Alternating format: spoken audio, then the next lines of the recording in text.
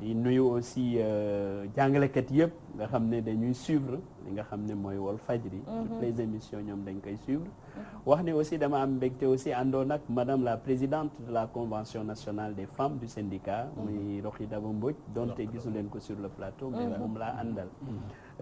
di rafetlu daal émission yi wax ni à chaque fois daal soxla ngeen ñu bu soobee yàlla. devoir la ci ñun ñu ñëw partager ak yéen li nga xam ne moom moo tax ñu nekk fi. dëgg la voilà loolu mooy di may en tout cas tàmbale. Sewru ñu ngi lay gërëm bu baax ci nuyoo bi am na solo. di souhaiter wàllu tey joyeux anniversaire sa doom jooju. di am mbégte nag di fàttali ni yaa jiite syndicat des enseignants du moyen et secondaire du Sénégal mooy daara yi diggu doom yi. ak daara yi kaw yi. c'est ça yow yee leen jiite tey jii nga teew fii plan d'action yi nag bari. te jàngalekat moom bu ñu wax rek ci ay plan d'action lay wax. suba ngeen jëm ci xàppati maanaam. c'est ça débrayage di ngeen jëm tam ci grève. dama bëgg rek nga dellusiwaat ci plan d'action boobu ngeen lal ak lu waral ngeen taxaw ci ni. di ngeen am li ngeen gàllankoor ci waxtu njàng mi. c'est ça am na solo dama doon fàttali rek 2017 2018. dafa amoon xeex bu ñu amoon ak gouvernement au Sénégal. muy grève bu métti. te grève damay fàttali ci réew bu normal. dafa war a nekk dernier recours. maanaam liggéeykat yi bu dee dafa am li ñu teg ci table bi. xool ko saytu ko discuter ak gouvernement. waxtaan lay indi waxtaan nag xam naa sama wolof dégërul mais waxtaan la. gis nga loolu nga xam ne dañ ko tànn ci li ñu wax. dafay laaj nag ñu jëfe ko. ba loolu moo taxoon bu ñu xaatimee protocole d'accord le 30 avril 2018. mais dañu toog nag doon déglu gouvernement au Sénégal. xam ngeen 2018 2019 kenn dégguñu grève bu ñu année 2019 amul benn yoon bu ñu jóg. mais dañ yaakaaroon ni nguuru Sénégal quand même li nga xam ne dañ ko xaatim pas pour intérêt jàngalekat yi kese mais pour l'intérêt de l'école parce que école nag ak réew bu mu mën a doon bu ñu bëggee am développement bu ñu bëggee émergence comme ni ñu koy waxee il faudrait que école bi nekk école bu ñu respecté il faudrait que école bi nekk école boo xam ne mooy jox Sénégal ay ressources humaines de qualité bu ëllëgee fépp foo xam ne au plan national et international dañ fa war a yegg en termes de développement ñu war a yegg foofu ba tax na nag bu ñu xaatimee protocole boobu mais dañoo toog nag ba le 22 mois de janvier 2020 ci la ñu door a yégluwaat te avant boobu aussi ci biir vacances yi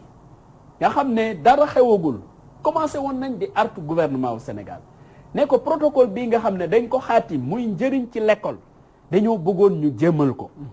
2019 gis nañ ni demoon ngeen élection mais élection yi depuis avril jeexoon na li la dalee avril ba octobre wax dëgg bu dee respecté nañ école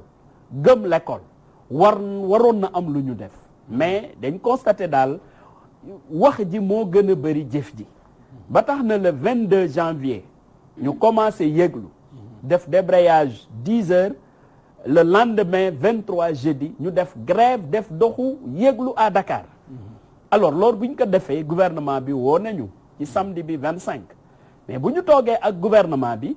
dafa mel ni daal lépp li fa tukkee daal mooy wax yi neen daal wax rek daal moo fa tukkee mais du actes concret yoo xam ne waroon nañu mën a permettre quand même ñu régler question yooyu bon comme nag mbir mi mbiru jëf la tey bi mooy waxee fii amuñu ay revendications en réalité yu ñuy reprocher mais dañuy laaj li nga xam ne dañ ko xaatim ba mu nekk accord loolu ñu jëmal ko loolu nag moo tax tey malheureusement ñu sumbuwaat ci beneen plan d'action boo xam ne bi ngeen di daje ak Cheikh Kanté ak yenn ministres yi déggoo leen ci yenn points yi non mais dama bëgg rek les points revendicatifs xam nga dellusiwaat ci gën a jàmp ci ak ci yéen ngeen déggoowul voilà xam nga déedéet xam nga tollootuñu fu ñuy wax déggoo nañu ak déggoowuñu loolu c'était en 2018 bi ñu tegee préavis de grève mu am ay poñ yiñ ci nekk ci la ñuy discuter ak gouvernement bi di naan déggoo nañu ci yi déggoowuñ ci yi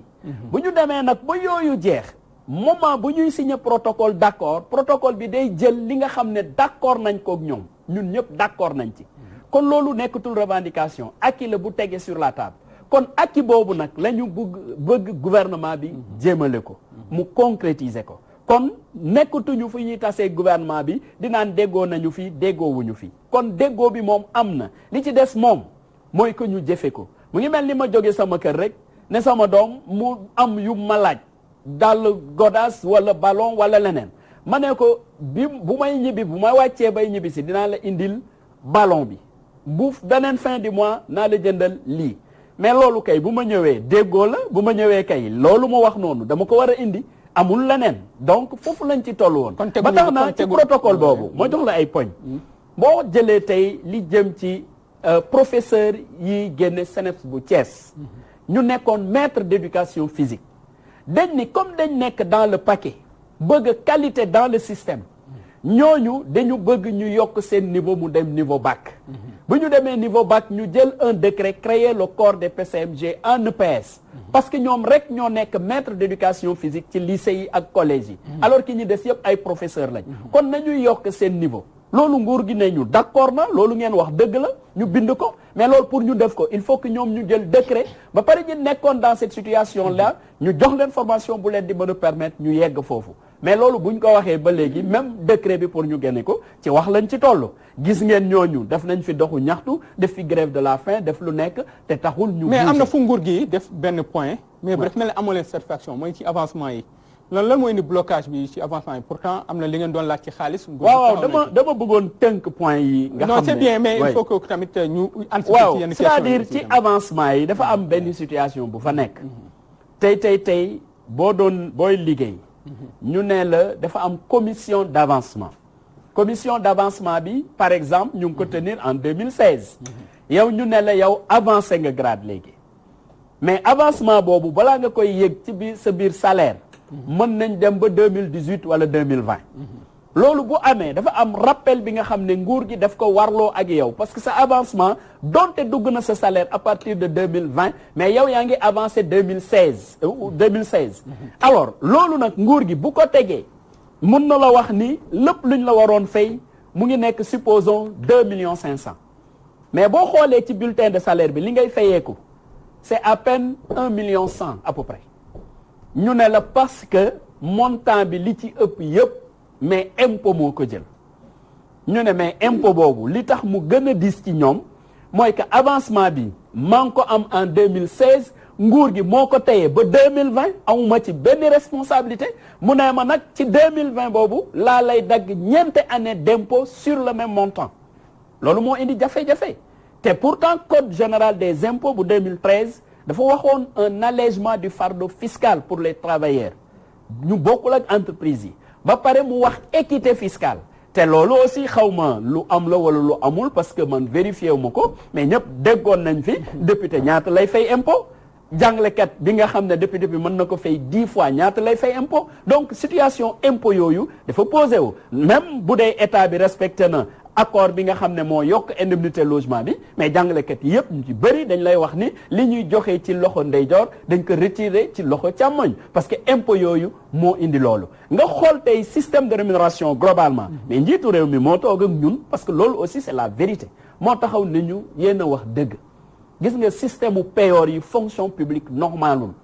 niñ ko tabaxee normalul dañ ko dérégler te man nag jël naa engagement corriger ko ñun xaaruñu ko feneen fu dul loolu na ko corriger comme moo ko wax da ngay gis dans la fonction publique et puis c'est la vérité koo xam ne yow yaa ko ëpp diplôme foofu mais régime indemnité yuñ ko jox mais joxuñu la ko mais alors que yéen vous êtes du même niveau diplômant donc situation yooyu njiitu réew bi ci àddoone cabinet MGP Afrique def na étude bi wande du ma yem foofu jël naa inspection générale de l'État mu defal ma encore une étude similaire te yéen a wax dëgg il faut ñu corriger ko mais li ñuy xaar ci moom mooy ñu corriger ko waxuñu nag parce que nous sommes des Sénégalais li jaadu li yennu maanaa ku ko dégg xam na ko système de rémunération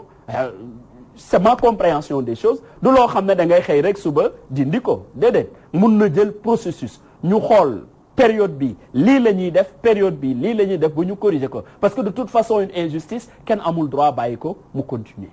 ça monsieur Mbengue comme léegi enseignant nga. waaw d'accord bu yeboo naa nekk enseignant xam nga man li nga xam ne sëwru li tax may wax parce que man dama jàpp ni ñii bu ñu defee débrayage daal ne toog nañ quelques heures yoo xamante ni bi jàngale jiwuñ pour man bu ñu jàngale jiwul du ñoom mais état bi la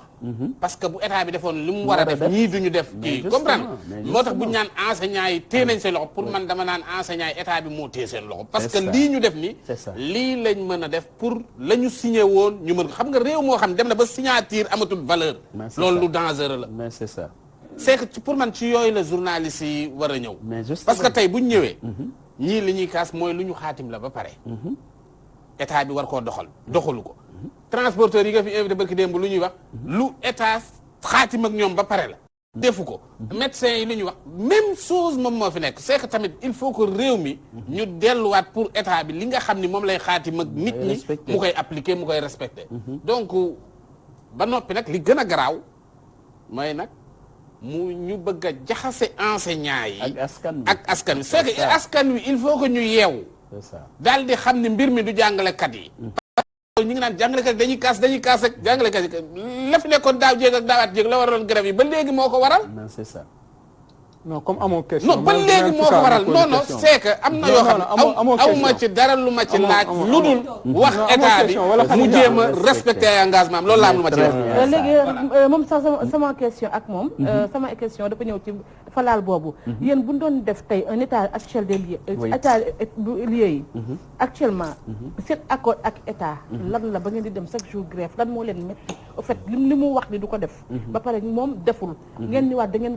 def na lii yéen lan moo leen naqari. très bien ba kiiwa leen ko. ñun en réalité dañu nekk dans un secteur boo xam ne dañoo jàpp d'abord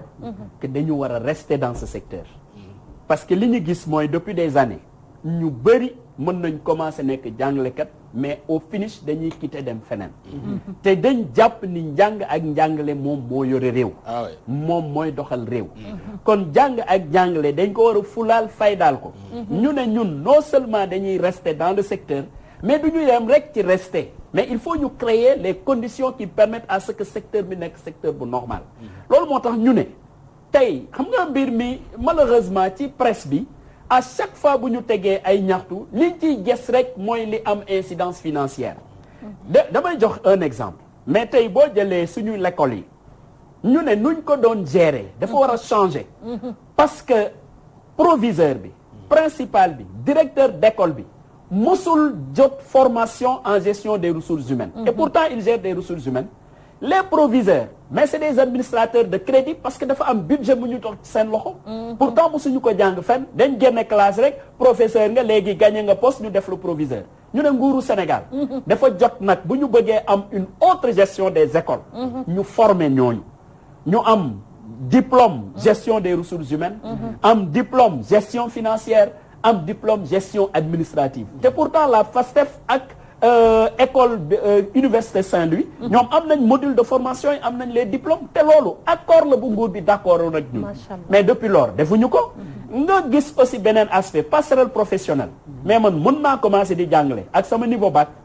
mais ma ne non du ma yem ci bac ni may jàngalee noonu lay xel di jàngee c'est difficile mais ma réussir am sama licence mais est-ce que bu ma amee bac nekk PCMG di jàng nag ba am sama licence aw ma droit chercher ñu jële ma PCMG yóbbu ma niveau licence nguur bi d'accord ko ñun signé ko mais ak yeneen question yoo xam ne mbiru l'école la luy ñongal école la luy jox école valeur la ñu signé ko ak gouvernement au Sénégal mais ci signature yooyu biñ ciy wax boobu ba léegi dafay mel ni quand même dafay am foo xam ne presque kenn waxuñu naka la nguur gi di jëmale tel ou tel point alors ci yenn yi nga xam ne nag def na ko parce que nag aussi man j'ai l'habitude de je veux être très objectif bu dee ci li ñu xaatim am na luñ ci def dem ni may amee détermination wax lu mu deful noonu laay amee détermination wax lu mu def gis nga indemnité logement bi c'était 60 000 président d'accord ak ñun yóbbu ko 100 000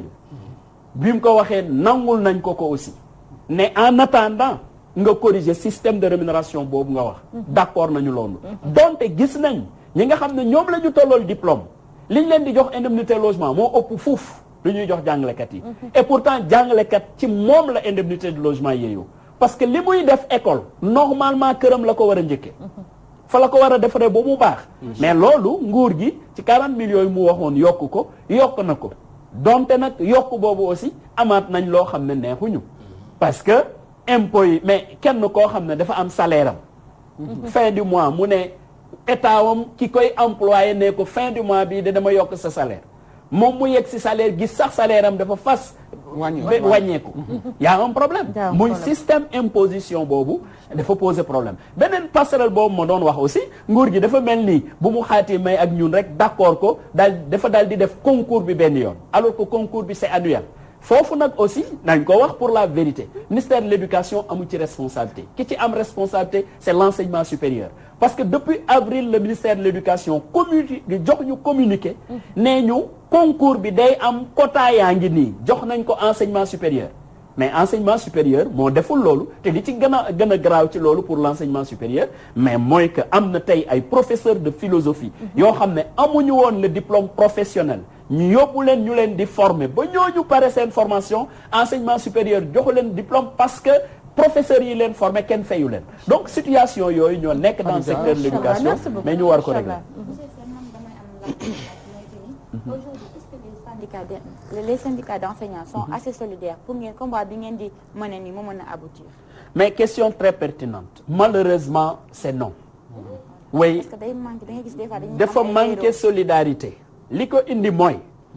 loolu aussi dafay am solo ñu leeral ko askan wi bu ñu doon toog kanamu gouvernement au Sénégal dañ doon nekk juróom fukki organisation ak lu topp ñun rek syndicats yi ku nekk bu jëlee ñaari minutes rek temps bi presque jeex na ñu ne bu dee jàngalekat yi la ñuy waxal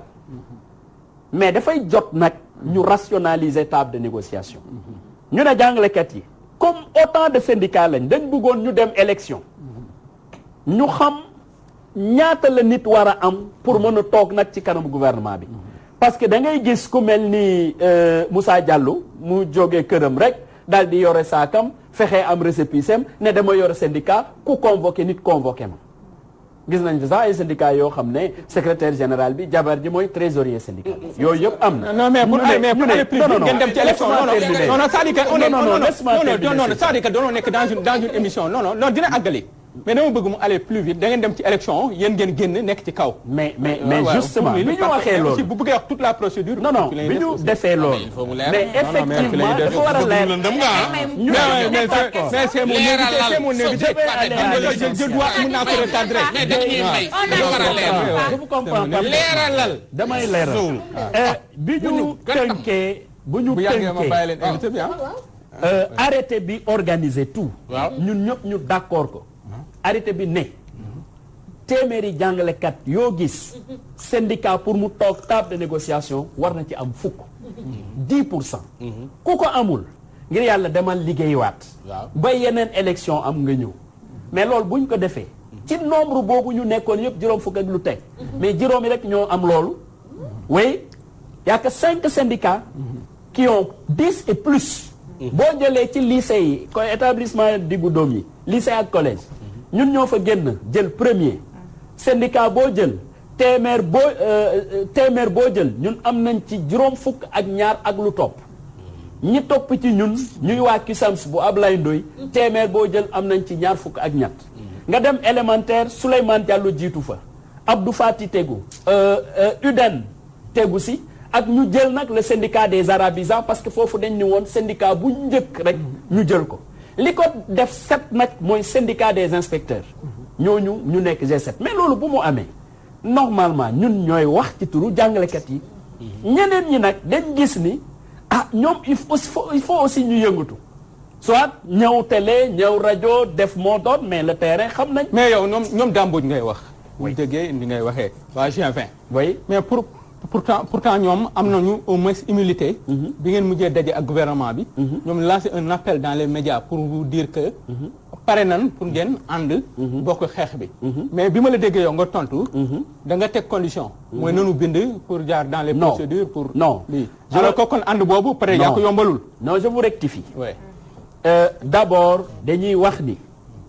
gis nga yàlla bu la joxee pouvoir. li ciy gën a rafet mooy nga large. man je suis tout à fait disponible et ouvert sauf que mosuma nangu chantage mënul nekk parce que non damay clarifier rek dafa am solo gis nga jàngalekat yëpp ànd moo ñu amal solo ñun ñëpp ba tax na élection yi dès que mu pare rek damay fàttali le professeur Mamadou Diouf nekkoon secrétaire général u SUDES def ñu woo ñun ñëpp ñu ñëw toog mu ne ñu élection am na ñiy tase nguur gi xamee nañ leen mais dama bëggoon ñu xool ensemble naka la ñuy def ba yéen ñëpp ngeen ànd donte am na ñuy toog ci table gouvernement man dama fekkee rencontre boobu jël parole ci turu suma syndicat ma ne leen man de mën naa ci def proposition d'abord rafetlu li professeur Mamadou Diouf def parce que lii moo wane ni mat na bàyyi ci réew moom c'est un ancien syndicaliste un grand responsable kon buy wax loolu am na lum ci namm ma ne solution bi lii la comme ñun la yàlla dogal pour le moment ñun ñu jiitu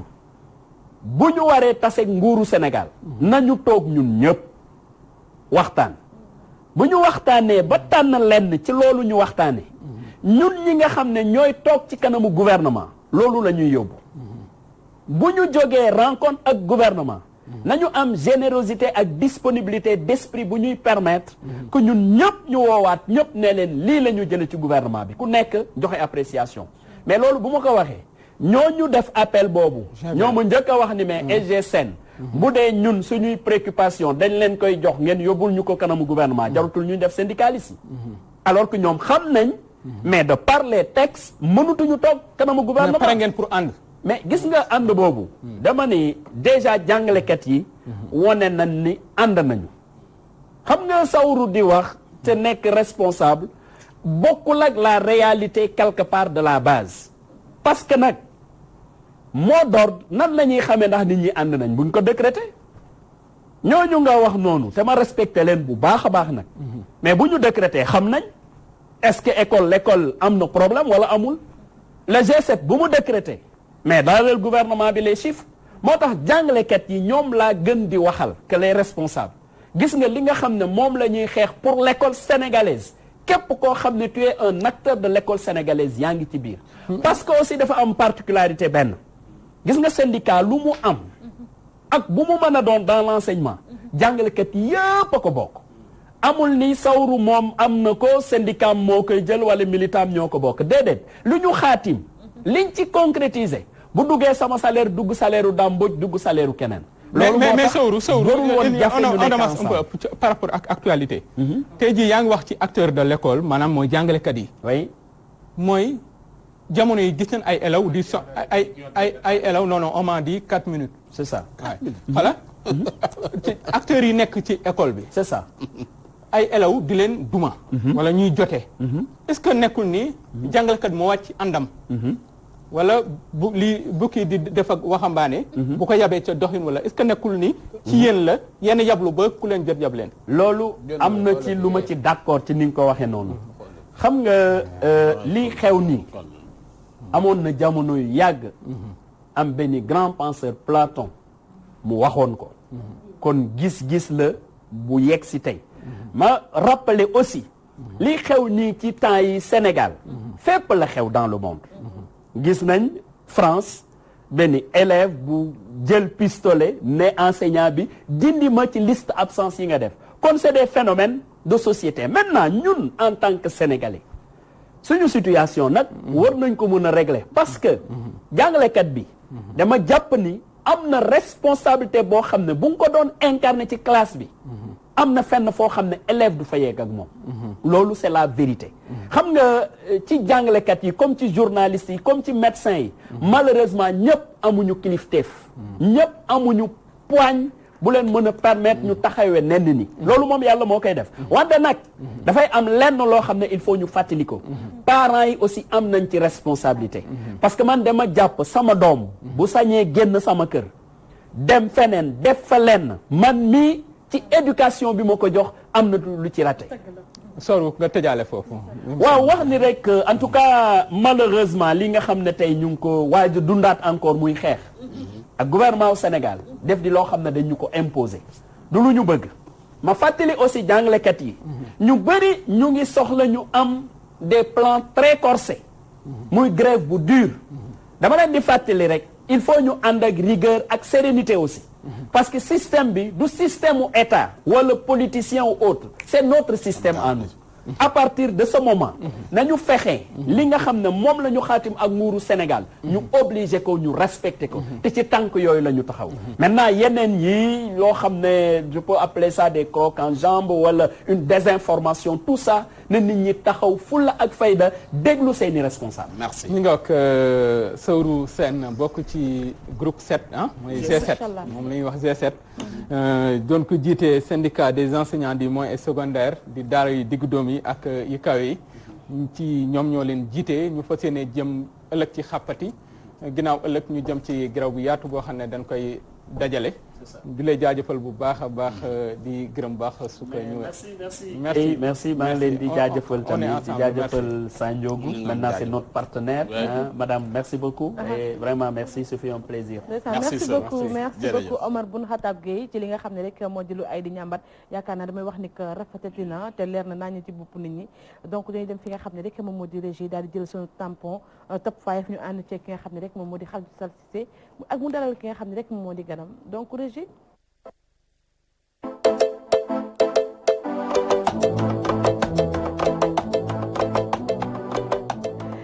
jërëjëf Abdou Top jërëjëf Jacques Oumane Pera donc dañ koy daal di dalal ko nga xam ne rek moom moo di Khadijatou Sarr Cissé ci li nga xam ne rek moom moo di top 5 mu dalal ki ganam nank te duma ci boole sax wax man mii moo gën de damay noppi